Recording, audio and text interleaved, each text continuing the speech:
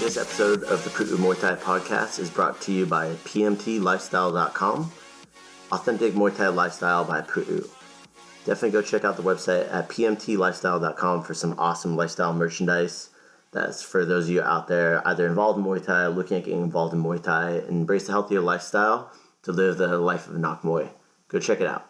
So Wadi Kop, everybody. Welcome to this episode of the Pu'u Muay Thai podcast. All right, guys. So we have Travis Petralba in here today. If you guys are live on TikTok, you can see him on here too. How you doing today, man? Doing all right. Good. So for those that don't know, Travis is a pro fighter from, we'll talk to here. We'll just look over here every once in a while. But Travis is a pro fighter, longtime friend of mine, and also an RN, so a nurse. So you've been working on that for a long time. I came thinking about all the overnight shifts and stuff. I saw I trained with you afterwards and stuff like that, and you're just like half dead. But so what brings you? So you're living in Hawaii right now, and you're where are you training at? Like, what are you doing out there? So in Hawaii right now, aside from working, I'm training at the Mango Tree Fitness with Crew Richdale Stratus. We were shut down for a little bit because of COVID, but luckily, I'm one of the coaches there, so kind of coaches. We go in there and do our own little training thing. A lot of people were doing like with the Zoom classes. Yeah, online Zoom classes. Yeah, so we were doing that, and I was kind of helping teach some of that. But Hawaii wasn't doing too bad, so we opened up a little bit, got some of the students back in. So we, but limited classes, of course, because COVID's still around. Yeah, it's still a thing. Yeah. So are you guys? Is it back open right now? What's the deal in Hawaii? Well, Hawaii was. For what you know, it changes like day by day. It does. Yeah, it changes day by day. So the reason I'm here is because Hawaii was low cases, but California was high cases. So they needed more nurses in California. Yeah. So I got sent from Hawaii. I work in the emergency room, so they sent me to an emergency room here in Los Angeles to help with COVID relief. So that's what I'm doing here. Okay. About a week after I got here, Hawaii blew up. Yeah. Case numbers blew up, right? Yeah, case numbers blew up. Were they doing heavy testing over there? At first they were barely testing anybody, and then as the test became more available, they started testing more and more and more and more. Do you think that might be a reason why numbers might blow up, or? I think that's part of it. Yeah. From what I've seen, part of it, more testing, you're gonna get more numbers. Yeah, you're obviously. Yeah. I personally knew a few people that had all the symptoms of COVID. Me being a nurse, I was okay, I think you do have COVID, but they were why would I get tested, or why would I go to the hospital? I don't need to. So it's I'm not sick. Yeah. Yeah, they don't, they wouldn't. It would basically be just wasting a test and wasting their time. So. I've it was the same thing I think here. There wasn't a lot of tests. You couldn't get tested. I had one of my friends that I know. They're like, oh, I think I might have it. Once the shutdown first happened, and I'm like, did you get tested? No, I went there, and they're like, no, we're not testing you. You're healthy. You're a young person. Just go home and self-isolate. Right. And but I guess they were marking those off as a potential positive cases too. Yeah. At the beginning. At the beginning. Yeah. And that person went on later on, got tested for the antibodies, and they tested negative. So it's but they're saying that they haven't really identified the virus yet. Right. So, right. So you guys, sounds like stuff's starting to lock down a little bit more there too. From what I heard, I've been here. You've been here in California, and you're working your butt off. You just work 8 12-hour shifts in a row? Yeah, 8 12-hour shifts in a row. Whew, that's crazy. Overnight, 7 p.m. to 7 a.m. But they're making it worth your while, right? Oh yeah. Yeah, good. With all this stuff, it's healthcare workers. It's a good time to be involved in healthcare. Whether you were telling me about someone who's involved in medical supplies and stuff like that, they're doing good right now. Yeah. So, with that, with your training, you're over in Hawaii, RN, so you're training at Mango Tree Fitness in Oahu. Mm-hmm. How many locations does Crew Rich have? He has 2 right now. So 2. One is in main Honolulu. Mm-hmm. The other one we call it Mango Tree West. Yeah. Coach Zach is the main coach over there. Okay. But I Zach, don't know. What's Zach's last name? Ungrit. Zachary Ungrit. He's also a pro fighter too. He is also. Yeah, he's also online fight also. Yeah. So you guys go check him out if you guys are on here. It's not gonna but so Zach, I didn't know he was the head coach there. I know Rich was going over there sometimes, but he does. So Rich, goes over there sometimes to he's around everywhere. Zach is the main coach for Mango Tree West. Got it. And I don't know if they're still open right now with because this of the recent events. Shutdowns. Yeah. So how me and you, for anybody that's watching out there on YouTube and maybe listening on our podcast, we've known each other since we're 13, 14? Long time. So it's funny because people are like, wait, what? You guys know each other how long? I'm like, bro, you don't even know. I just remember you invited me over to your house for like a Halloween party. I'm like, why is Tony from Ill Repute here? It's my dad. I was like, oh, dude, did your Chocobo phone just go off? Sorry, yeah, I did. I turned it off. Just put on Do Not Disturb or something. Yeah. that same ringtone made my dog all perk up. And he's like, what the hell? Muay Thai Chit. Hello, welcome. So if anybody's listening, we're live on TikTok also. So if you hear us giving shout-outs to people on there, that's what that is.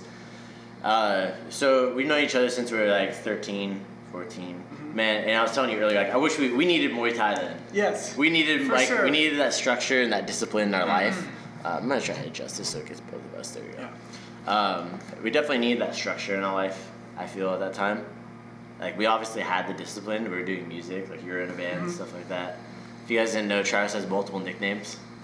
I won't go over him. I'll let him explain it if he wants to. It's okay. Yeah. Well, one of them, the tornado. So, we met through the punk scene, obviously. Hardcore scene. Hardcore. Yeah. And how did you get into the healthcare industry? You were a phlebotomist for a while. I was a phlebotomist. Yeah. Out of high school, I didn't really know what I wanted to do. One of my good friends, Alex, I think you know Alex Hewlett. Yeah. Topher's cousin. Mm-hmm. Yeah, so his mom actually was like, oh, I'm sending Alex to this trade school. So the trade school had like 3 different programs: phlebotomy, nurse assistant, and pharmacy tech. And I was like, okay, what's this? And I was like, you could draw blood from people using needles and stuff. I was like, that's super cool. Like, so all right. I took that class, got into it, got a job doing phlebotomy here at the hospital in Ventura. Then I met some... Which hospital? CMH. CMH, yeah. It's Community Memorial. Yeah. Got it. So I was a phlebotomist there for a while. Met a bunch of cool nurses, saw what they did, and was more interested in the science of human body. Which ties in great with Muay Thai because you're always utilizing your body. Recovery. Yeah, exactly. Yeah, it's your tool. All right, so you're doing phlebotomy. How many years were you doing that for? 8 years, weren't you? I was doing it for a while. Yeah. I was trying to go to school for a long time. For it to be RN, right? Yeah. Yeah, because I feel like that I feel like you did 10 years of school to become an RN, but I know it wasn't all 10 years. It was for RN. It stands for resident nurse, correct? Registered nurse. Registered nurse. So, becoming a registered nurse. I remember when you first got it. It's you're now I gotta get a job. What was that? That was last year, right? That was last year, 2019. So how many years of school did that take? Besides the prereq, so the prereqs was a long time while I was doing phlebotomy. Yeah.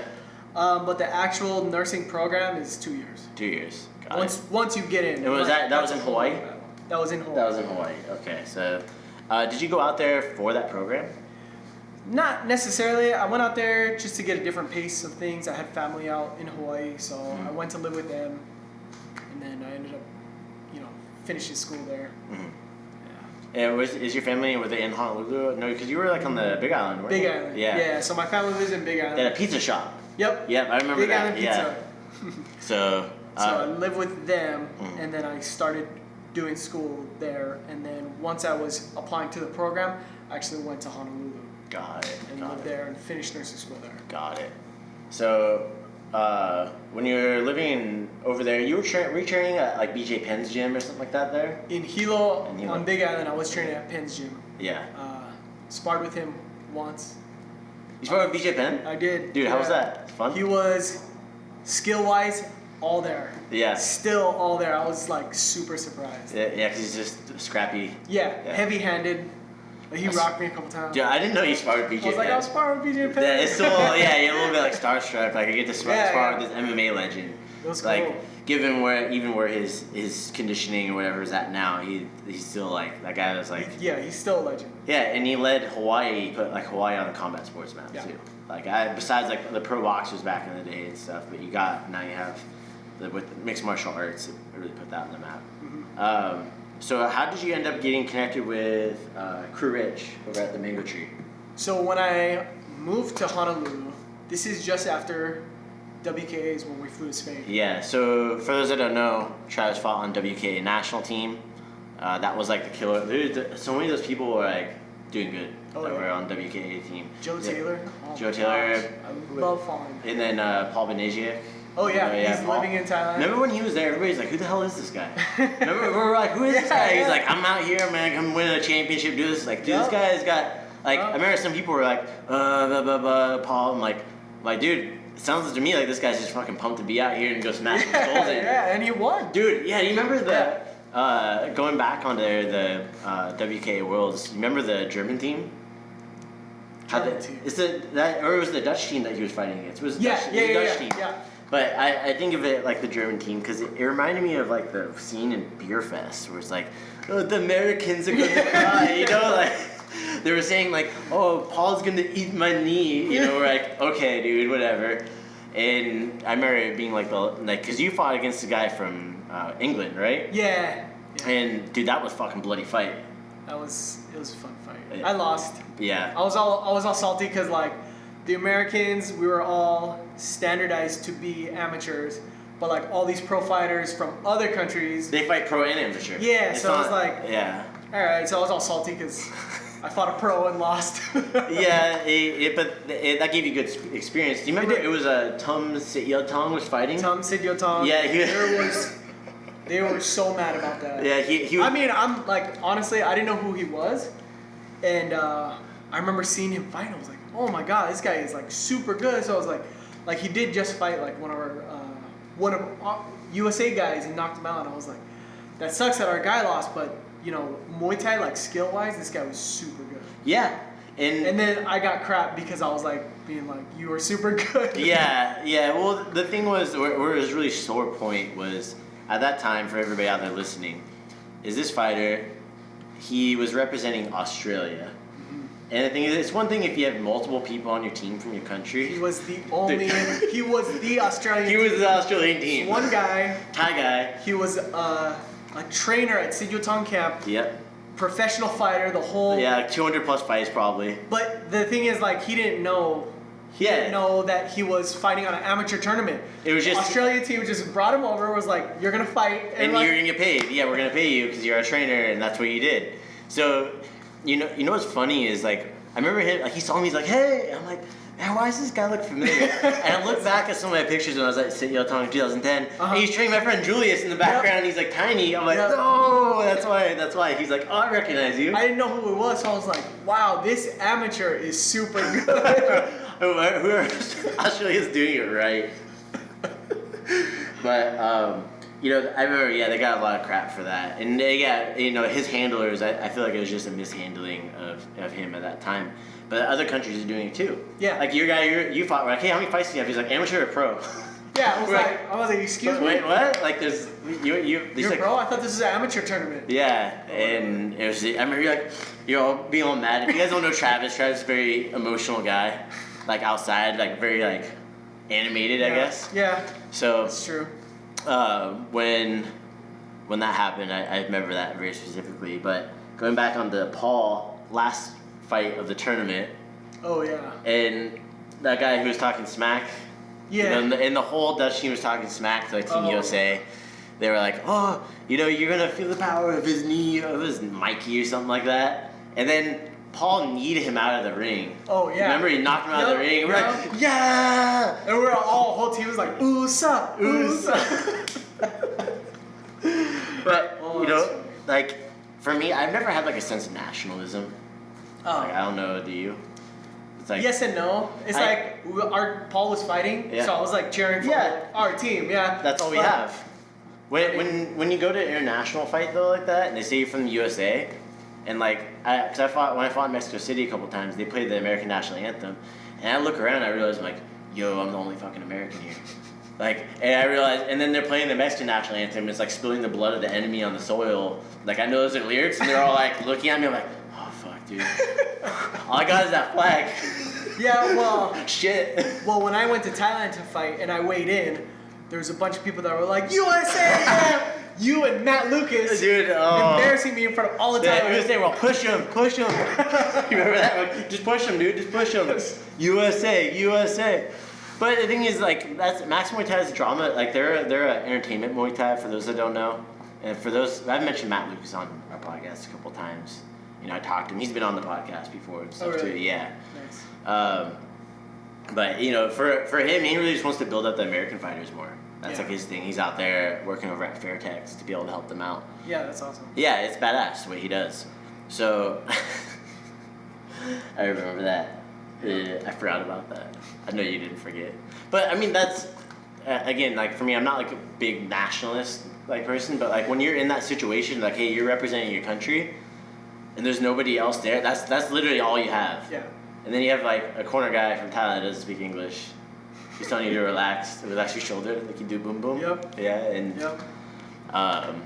You're training at Sit Yatong when you're out in Thailand too, right? So yeah, which is our sister gym in Hawaii. So going back to after WKAs, Right. and then so you made after WKAs, I was still living in Hilo, training at Penn's gym at the time.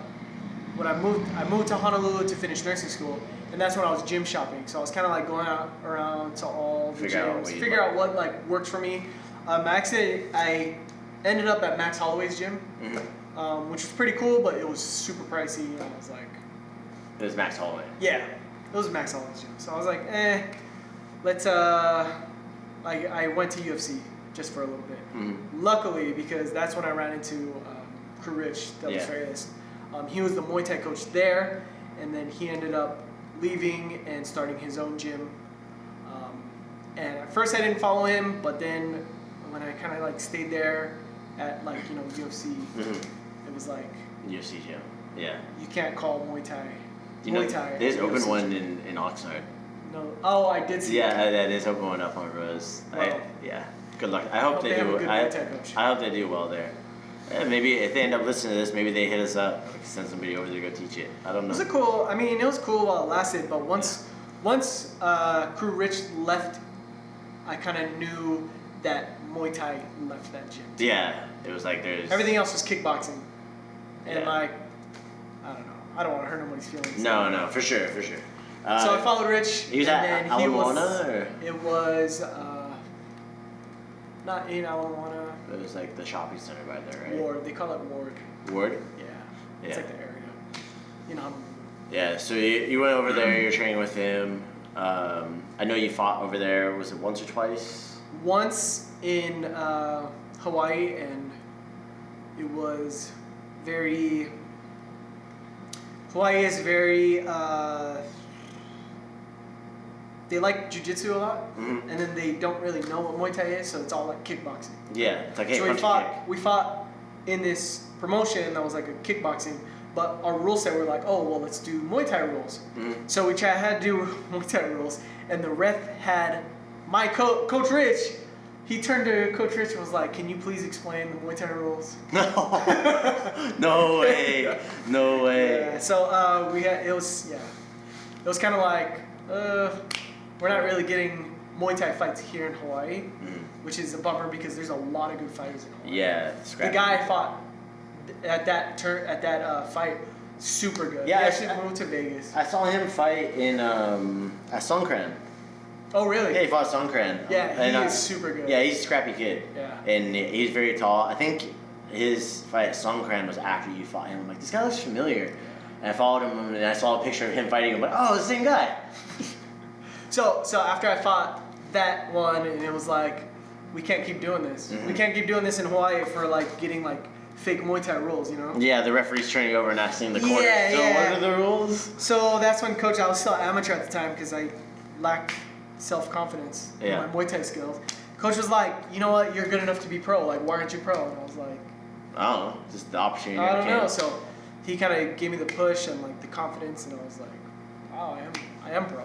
Yeah, I could do it. And Yeah. so ever since then, we've been, you know, I fought in Thailand, I Yeah. fought in LA, You had your- lion fights. You had your pro debuts was at Max Muay Thai, right? Max Muay In Thai. Pattaya, Thailand. And that wasn't the one that I was at, was it? No. No, that was the second one. Yeah. And then you came back, you fought at Lion Fight against Buntong, right? That was a super cool fight. It's funny because I knew Buntong when he was fighting on like Nakui's promotion. I stand-up promotions, and I hadn't seen him since.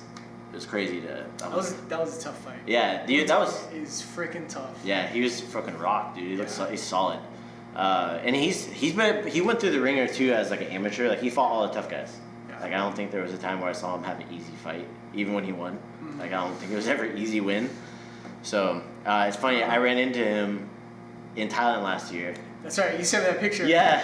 I had like just woke up and you're just like, look who I ran into. I was like, Yeah. is that Manichai? Yeah. Is that Manshot? I'm like, no. What was the guy you fought last time in LA?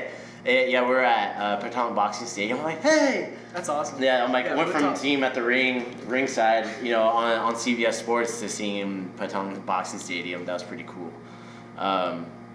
So you won that one. That was super awesome. It had like, I know Knockweed was refereeing that one.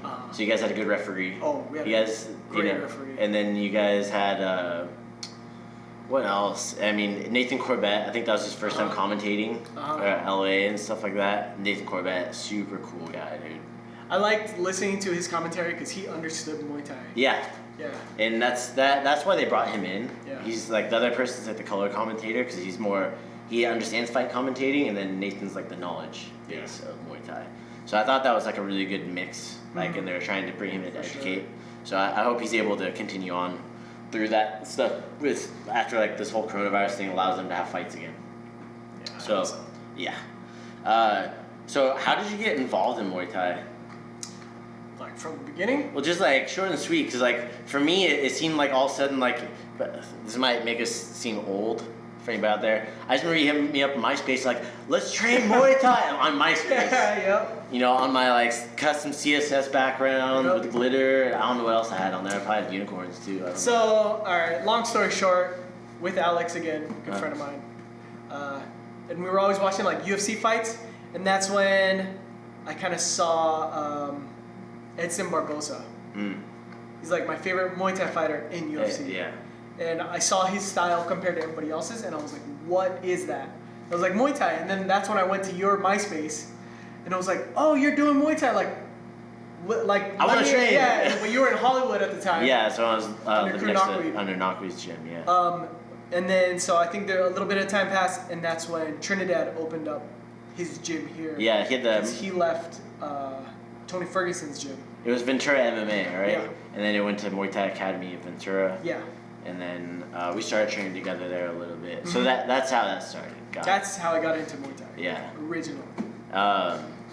Yeah, it's crazy because people like I don't think they realize like how new like Muay Thai is here. Like I tell people, like some of my staff bring in like, no, like they're in MMA. Like no, it's not like that. I'm like it is. Trust me. It's such a small community. I'm like you know it's small when I'm refereeing at US Muay Thai Open. That's like for me that feels weird, you know. Like it's super cool. I'm completely honored that I get to do stuff like that and work with WBC. But like shit's new when like you're able to get in like that. Yeah. It's the same thing like TikTok's new when you have more followers than Tiffany Van Soest. It's like what the hell, dude. But just finding more and more stuff like this on through Muay Thai.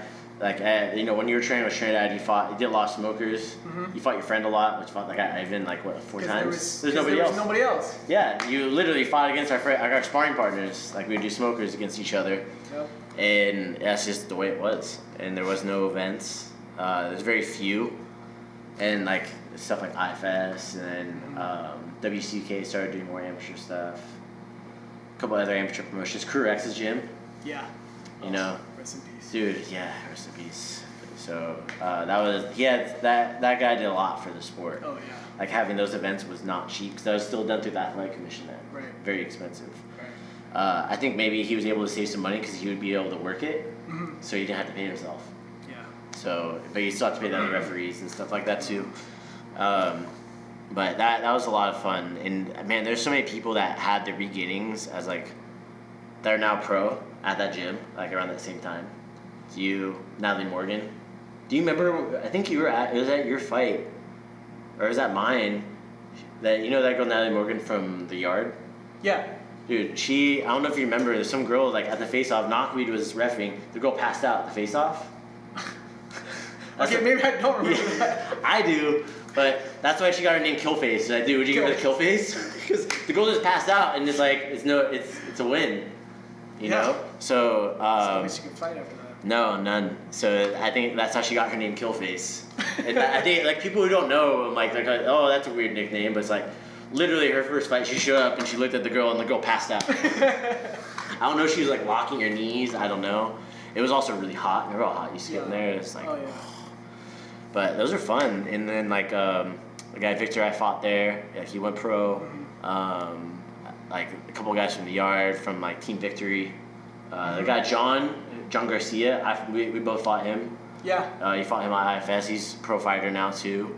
Yeah, man, it's crazy to see like everybody got their beginning at that place. At Kru Rex's. Yeah, whether it be at Smokers or whether it be at sanctioned events. It started. That was like one of those like, you gotta show up there and go do the work there. Oh yeah. That was like the first step. So you're training at Kru Rich, you're going on through pro fights. Now you're a nurse. So you know, you have a battle that's been going on since since March with coronavirus, COVID, you know, the COVID-19 disease and stuff. What's that been like being like, I guess in healthcare until this point? Like obviously we pre-famed all this. Things are maybe a little bit different now. You don't know because you're not there. But what's it been like from your perspective? Like the guy, I guess, not to get political. I don't want to get political, but like more of the government's response to it and what they're telling people, and then what you're actually seeing come in the door. So what? You take your time, man. It's a pretty loaded question. Yeah. Yeah. What they're mandating is a lot of ass backward stuff. Yeah. Like, you could be outside, but you can't go to the park, and like stuff like this. Some of it makes sense. Some of it really doesn't. But I mean, for me personally, I mean, I'm a nurse, so I see it come in the door. And like, I know a bunch of people that think like, oh, coronavirus is not real. Like, it is real. It's very real, yeah. It's just, I don't think it's as real as like the media makes it out to be. Like, they scare everybody with like, you get it, you're gonna die. And yeah, like, you're gonna go on a ventilator, you're gonna die. Most cases are gonna be very mild. Most cases are gonna be having a cough for a little bit and might have some lasting stuff. Yeah, from it. Most cases. Yeah.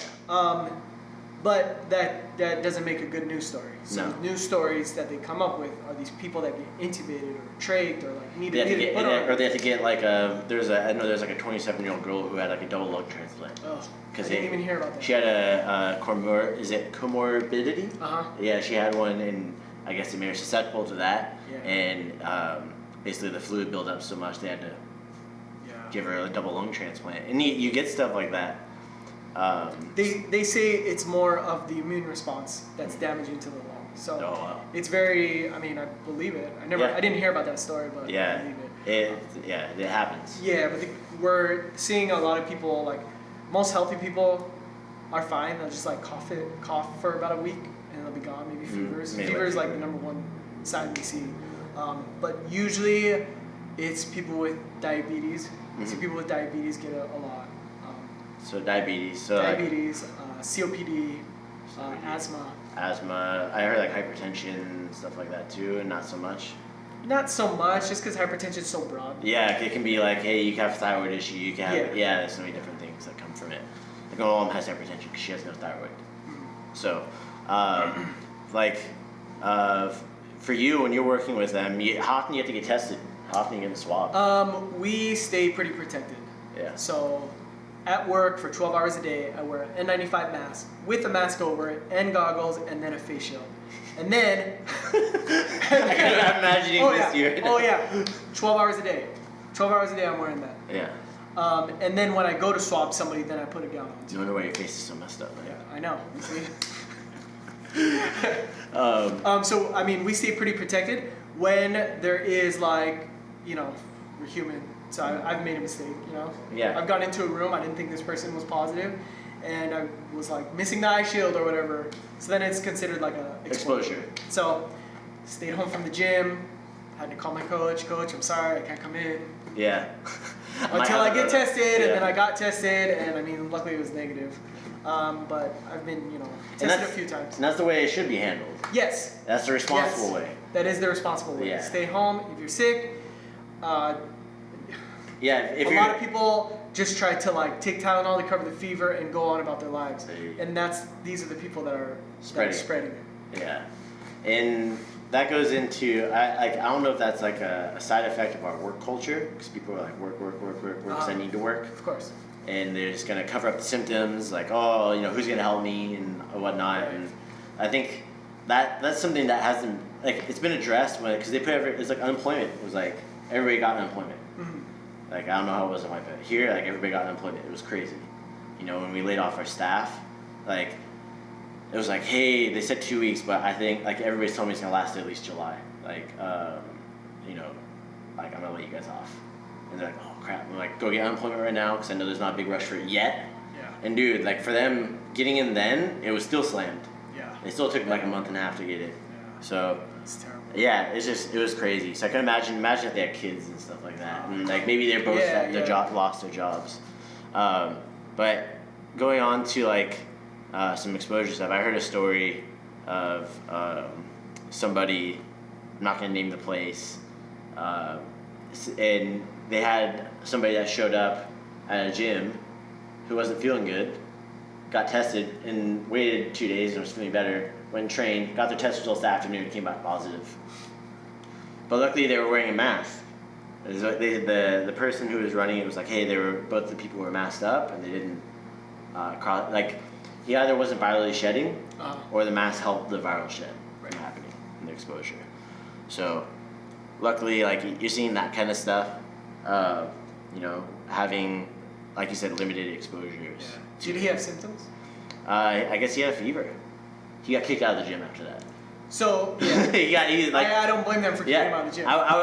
For me, that was like, that's the same protocol I would do. Is like, dude, that's it. Wait for you to get your results back. Yeah. Simple. Which is exactly what I did when I had my exposure. Yeah. I had no fever, I had no symptoms, but just the fact that I had an exposure, and I would feel terrible if I went to the gym and got other people sick. Like, and that would absolutely. This, it's like exposure. Hey, it starts in Megatree, Hawaii by Travis Petralba. Professional fighter Travis Petralba.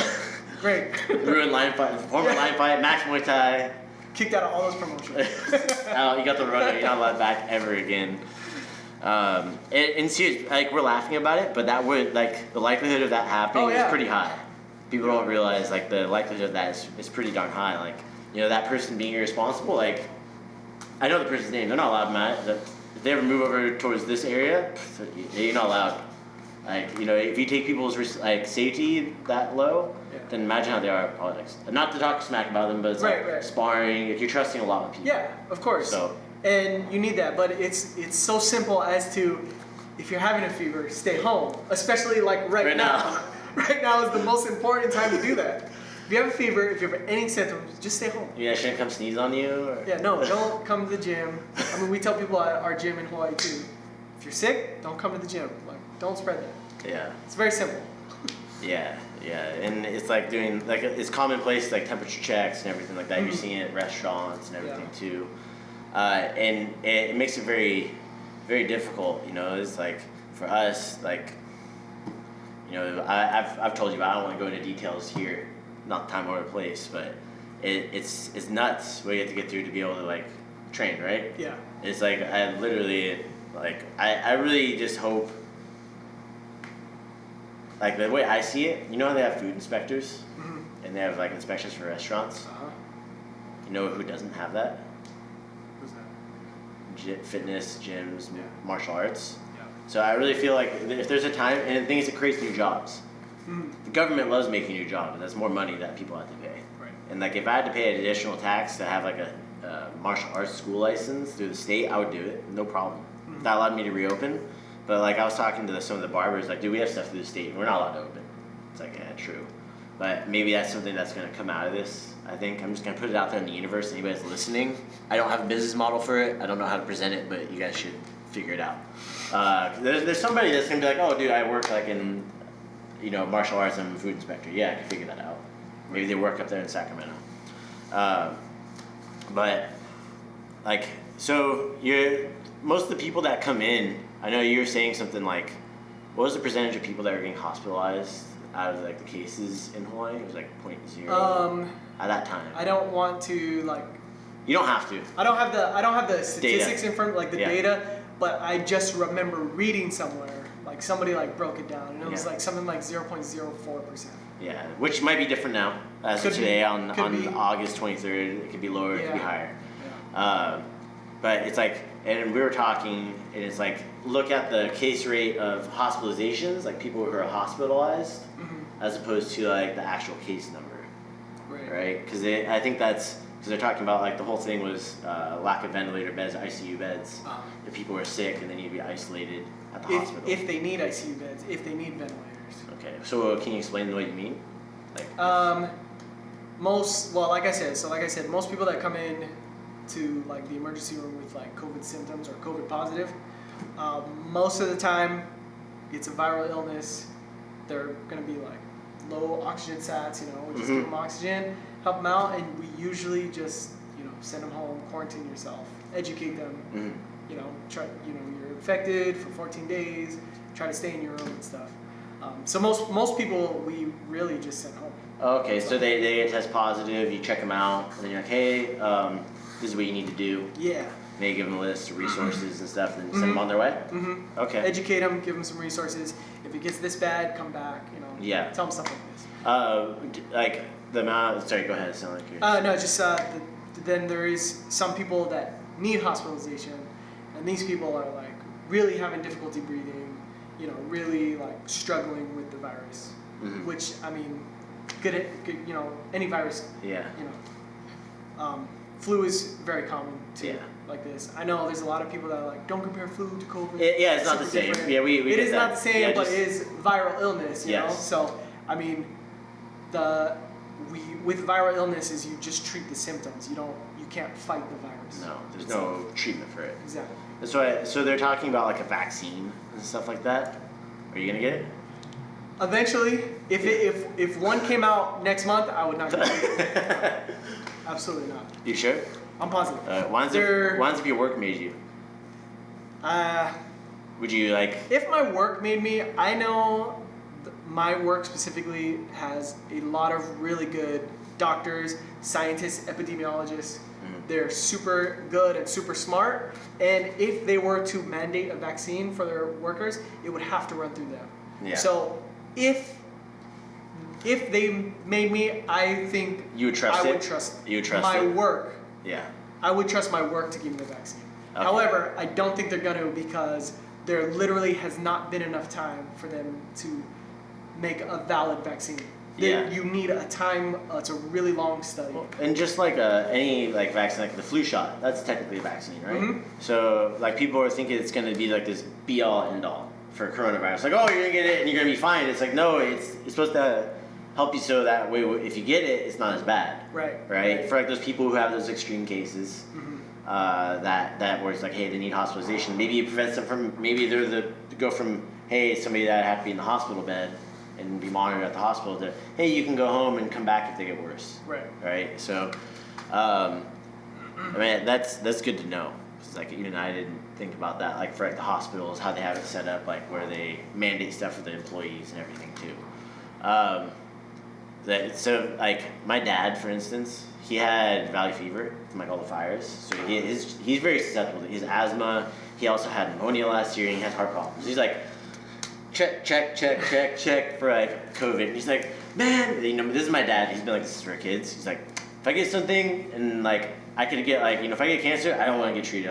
That's the way I'm gonna go. I'm like, really, Dad? Like, really, is that gonna be the way you go? So the thing is, you get a lot of people like this right now too. They're just like, oh, this is it. It's like, okay, like I feel like you get extremes in both sides of this whole thing. Like we've had a lot of conversations about it. You have people who are like, I don't want to go out at all, totally freaked out, which is understandable because a lot of people, they sit there in front of their TV like you say in the media, is like fanning the flames on it, like hyping up coronavirus, and it's created some funny memes. Like, I'll be honest. Have you seen the one? The guy's like waiting for after 10 p.m. to attack you at the liquor store. It's like I'm laughing at the meme itself, not the people who are afraid of it. But it's created some oddball things. Then you get the other extreme where people are saying like it doesn't exist. Yeah. And it's like, you know, hey, SARS exists. You know, and like so with this, they're talking about we're gonna have a second wave. Like, I wonder how much of it's just gonna be regular flu and like SARS. Yeah. You know, those kinds of things, and not the actual like COVID-19 coronavirus strain. Which is hard to tell because a lot of I recently read a study, again, I don't have the study in front of me, but I recently read a study that was talking about, you know, coronavirus is a cousin to the common cold as well. Yeah. So some people that are testing positive for COVID-19, it's the PCR test. The PCR test, like, you know, my like Lysol wipes said fights against coronaviruses and it, you know, staphylococcus infections, all this stuff. And it's had that on there for years. Yeah. And it's a variant of coronavirus, and it's just having this weird side effect because someone decided to cook a bat, apparently, or undercook a bat, allegedly. Allegedly, I'm putting air quotes out there for those that can't see. But it's crazy. So you're out here in California, you know, they sent you out here because were they furloughing people in Hawaii also at that time? They weren't, but a lot of people like the on-call staff. They were like not getting work at all. That's scary. Yeah, that's very scary. I know here in California a lot, like some hospitals. Of course, there's going to be like worse areas where they have a higher case rate, and it's like you have your regular case stuff that comes in, like hospital ERs can get busy. Yeah. You know, and then you add in this stuff on top of it, like how you have to deal with it compared to like a regular person coming in, like for like a broken arm or like, you know, pneumonia or whatever it may be. It just adds additional workload, I feel, on top of it for everybody. And that's where you're hearing like, hey, we don't want to overload like the medical system. And it's like, you know, think about when we start having cold and flu season, the amount of people who are going to come in. Like, I know you were telling me some of the people that come in, you're like, you really don't need to be here. Yeah. It's like, you really don't need to be here. Like, you're finding like, well, I tested positive. He's like, yeah. Do you feel sick? Like, a little bit? Cool. Let us know if it gets worse. Come back. Yeah. Come back if it starts getting worse. Is it like kind of like look for these symptoms? You guys give them like a piece of paper? Like. Yeah, there's a whole like brand new like 9-page packet. Oh, okay. What to look for, how to like care for yourself at home, like disinfect everything you touch, isolate, stuff like that. Yeah, we had my wife had a friend who was in Norway when this all started happening in March. He had it, and in Norway they would deliver your groceries and stuff like that because the healthcare system there is socialism, so they have like free healthcare, or it's quote unquote free. They pay it through the taxes. Right. But he was telling us about like for him, he's an MMA fighter and he was in fight camp when he got it. Like, oh no. Yeah, so he was in peak condition, luckily. But he was like, man, like after like 2 weeks, he's like, I had a hard time walking up the stairs. Yeah. So like you think about somebody who's like more susceptible, that isn't in good shape, because he might have been more susceptible to it, and he was in shape and taking care of his immune system. But I can only imagine for people who aren't healthy. Right. Yeah. Fuck. Yeah. I'm sure it affects them a lot more. Yeah, and that's been like I guess a frustration for me. We'll get into that, but he was saying that like he would like, well, how do you eat your groceries? Like, I just hear like a knock, and then I hear someone running away. he's all, sometimes they don't even knock. I just hear him drop groceries and running away because they're delivering him from because they know he's coronavirus. So I don't know if like I'm like, yeah, but they think you sneezed on the door. It's crazy, man. It's because they're so like unprecedented, especially back then in March. But like, like I was saying, I don't know how it is in Hawaii, but here, like I talked to our city council here in Ventura. I'm like, hey, like part of the frustration as somebody who's in like a fitness professional is the only advice you're giving is for people to stay home, wear a mask, and stay socially distant. That's it. I'm like, there's people that were running free online programs at the time for the community, like just promote all of them, or give them a place like, hey, you can go here, like, and you can find these free programs, work out from home. There's yoga from home. Mm-hmm. Like people were doing donation based, pay what you can. If you can't pay, don't worry about it. And like they didn't push anything like that. Didn't push anything about like going outside, getting vitamin D. You know, the term social distance in itself is like, it has a negative connotation. They're like, hey, stay physically distanced but socially active. So like, if you're walking down the street, talking to your neighbor from the street, and they're sitting on their porch, that's fine, like, for older people. And I've had so many conversations with like people here in my neighborhood. You see, like I'm close to the academy. That we have conversations like that. It's like, hey, it's normal. Yeah. Like I'll stop and talk to somebody because it's like shit. You never know. Maybe they're living by themselves, and a lot of them are. Right. But there was no real push for like health and wellness. Right. And that was like, I told somebody this the other day. I'm like, that's where the government dropped us on our head. Like straight up, we're the baby. They dropped us on the head, and we're like, wait, where do we go from here? Wear a mask, stay home, stay socially distant. Got it. And I drink beer, eat out, and you know they have this thing they call it the COVID-20. People gain like 20 pounds. Oh yeah. It's freaky. I saw some of the kids here, dude. Like their parents, like, hey, they're gaining weight. They need to train. Which leads to these comorbidities. Yeah. Diabetes, obesity. Like these are the common things we see with people that get COVID. Yeah. So it's hard. It's hard. It's like I feel like you have to have a balance. You know. Mm-hmm. You like. I want to encourage people. I think like being physically active is probably the best you could do for your health. Mm-hmm. You know. But at the same time, I don't want people to expose themselves or like this guy you were talking about that was sick and went to the gym. Like I would hate for that. Oh man, yeah, and that's the kind of thing is the irresponsible behavior. It's like when they allowed us to reopen here. Like, do you remember that? It was back in like June, end of June.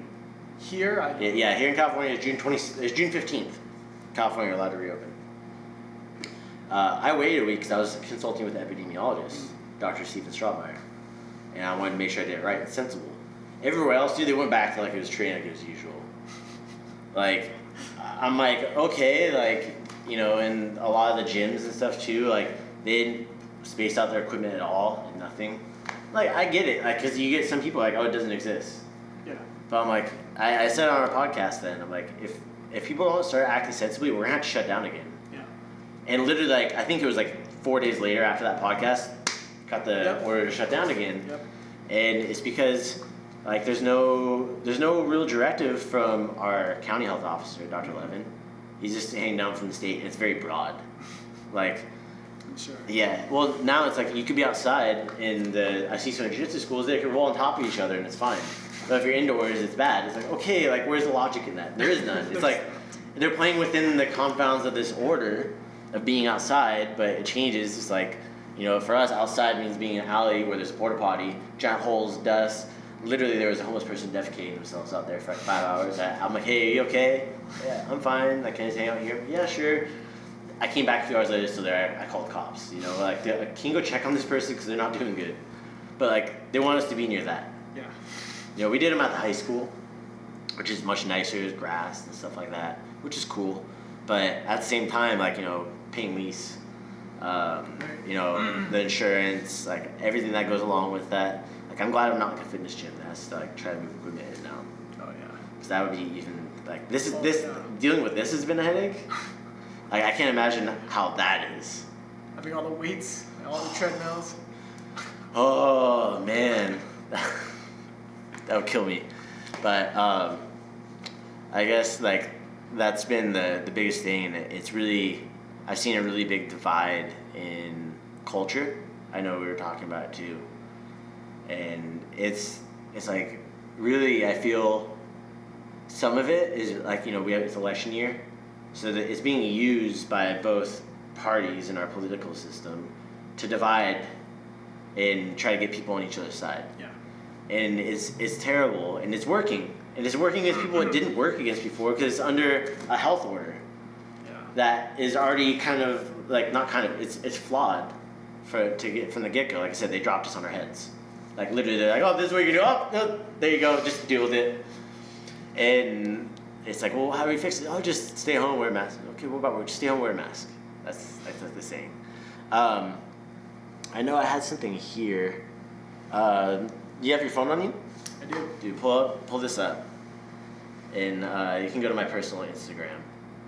Instagram? Yeah, my personal Instagram. I'll do it on the computer, but I'm afraid it's gonna lag. It's Jonathan Pu'u. I remember I was telling you about this. This is kind of stuff that like we're dealing with here. There was a lady from the salon. I think she was subleasing from them at the time. She came in and screamed at us. Well, Kru Jonathan was there before we were mandated to shut down. By the way, like from the first shutdown. Let me see here. Is your volume up? Here we go. And I'll make it. It's this one right here, this gray one, black and white. I blacked out all the faces and stuff too because I want people to be able to see it. It's 7:25 Is this your gym? on Yeah. March 18th. No trespassing sign, posted on the door and everything. Face over. So you just like I was outside talking to the Japanese food restaurant about how we stay open.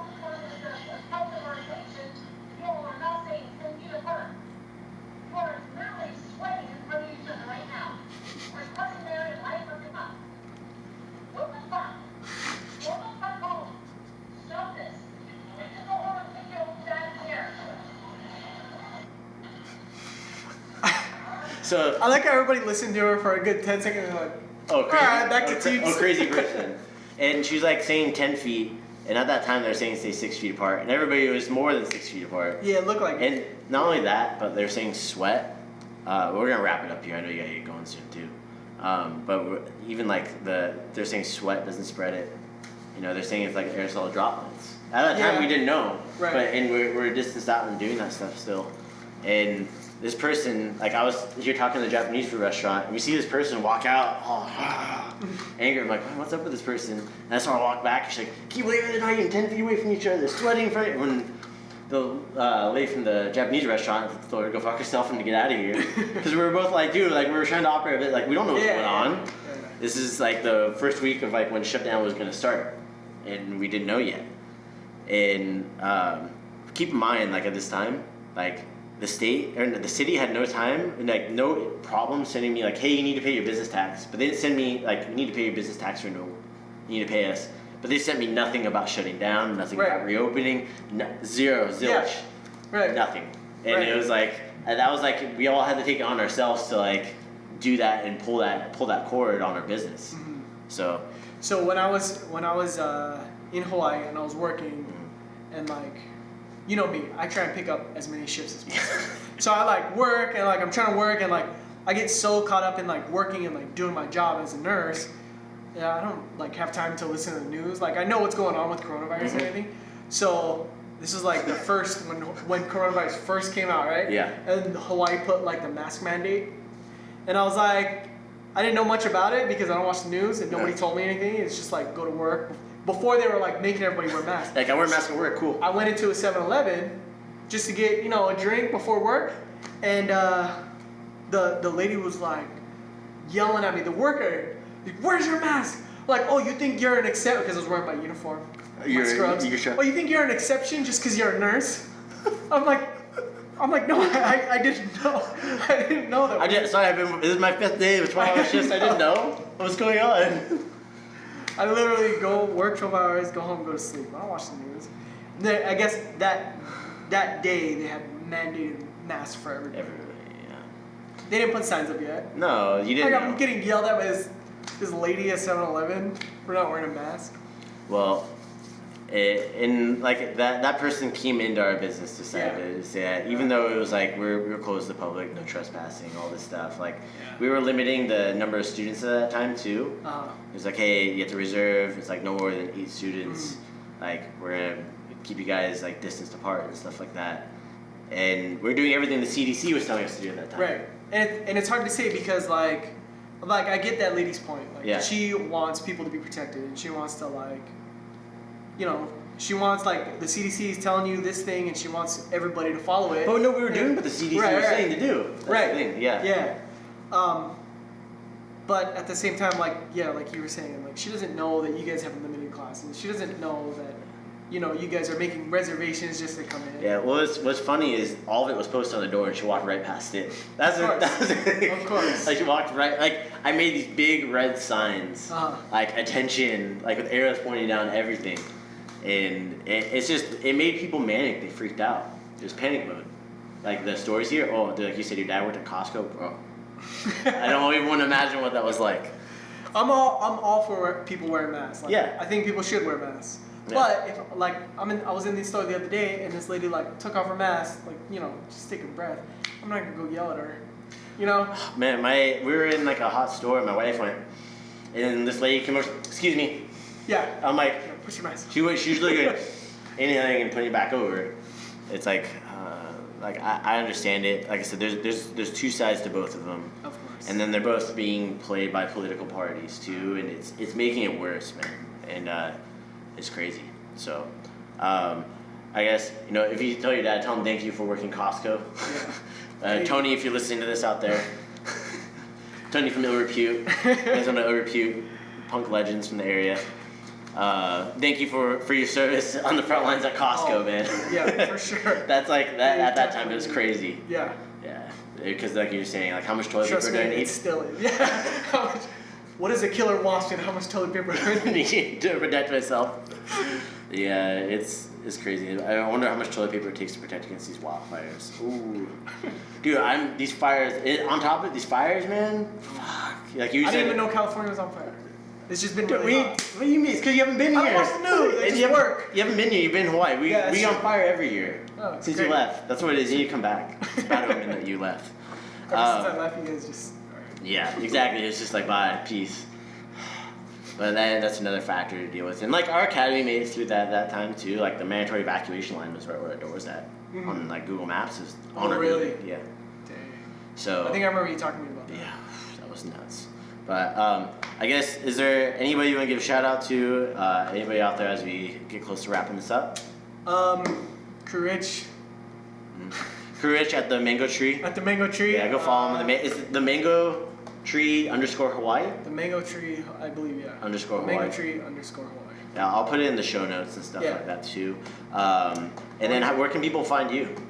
My Instagram handle is @TravisTornado. And TikTok too, right? I do have TikTok. I don't go on there much. Let's make this guy TikTok famous. Yeah. So and then anything else? Anybody else out there? Yeah, just Crew Rich. I'll be back soon. Everybody's super mad at me for coming out here. Yeah. Because, I was lined up for fights. Yeah. I'm still technically lined up, but it's like Well, it's hard like to get training when I'm coming in here working. yeah, you're working a lot. The main thing here is for you to make money right now. It's like us training is like extra and Yeah. doing stuff like this. Well, I appreciate you having you in, man. Yeah, thanks for... Yeah, I really think as we continue on, I know you're here till like the end of September. It'll be interesting to see what goes on between now and September 27th when you do leave. Yeah. So, heck yeah, man. Well, that being said, thank you everybody for out there. If you guys are on TikTok, thanks for tuning in. On YouTube, if you're watching on YouTube, don't forget to hit the subscribe button.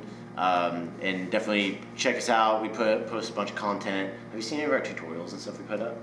I've seen a couple on TikTok. Okay, you seen a couple of the short ones on TikTok? Yeah.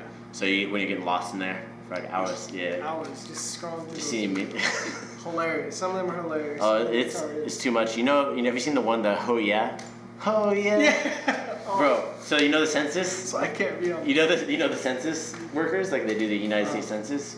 So one called us, and I was playing jokes on her. I was playing funny sounds during like the whole conversation and stuff, and she was keeping it totally straight. And at the very end, I was trying not to laugh. I'm like, "Can I get a ho yeah?" Like a ho yeah. She's like, "Oh yeah." I got it. I'm like, oh, like I did. That's the one part I didn't record, but no. stoked for everybody out there that's working that kind of stuff too. Is providing jobs for people. Super badass. Looking forward to you training more and everything too. Maybe we'll do some videos, help promote some of the stuff out in Hawaii Yeah. for you guys, because you definitely have like zero media presence for a pro fighter who's been on TV, right? You're laughing because you know it's true, but if you want to be a pro fighter, you gotta market yourself. We're an man. island in the middle of the Pacific. Yeah, and I will give Trying you. to make a name for ourselves. Yes, yeah, but you're not promoting yourself at all. It's hard. Both those slaps all day. But I am gonna give you one of my books. Oh, So, yes, thanks. but I'm gonna give you one. I of did them. ask you about that. Yeah. Sweet. I was just giving you shit when I said you still needed it. But what it is My first. yeah, your first Muay Thai fight. Thanks. But it's like the base that we would do for training. Hey, like Crew Rich always says, basics wins fights. Yep. And I say it in there too. Is there's nothing fancy. It's about having your base fundamentals, and then you find your own rhythm based upon that. And it's like it's your homework that you have to do all the time in order to stay sharp. Yeah. You know, it's like our students like saw you hit the pad, like it's nice to have like heavy kick. Like, oh shit. I'm like, yeah, dude, do your homework, study, show up, stay consistent. Well, heck yeah. All right, man. Well, you have a good rest of your day. All right. But take care. Thank you.